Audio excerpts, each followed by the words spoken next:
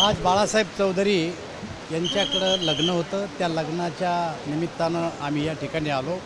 गेले अनेक वर्ष ते आमचे स्नेही आहेत, मार्गदर्शक आहे आणि त्यामुळं या लग्नासाठी मुद्दामून आज या ठिकाणी आम्ही आलो.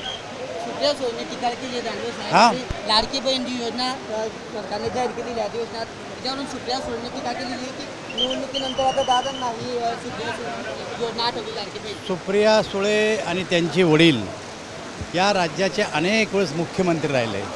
खरं म्हणजे त्यांनी जे अगोदर त्यांना सूचना करायला पाहिजे होती, पण त्या महिला असून महिलेच्या संदर्भात अशा प्रकारचं बोलणं मला असं वाटतं त्यांच्या योग्यतेला शोभत नाही.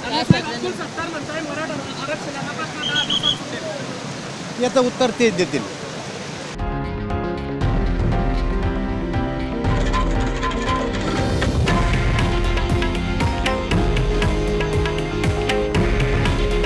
हे आहे देशातील नंबर 1 न्यूज नेटवर्क आणि आपण पाहत आहात TV9 मराठी.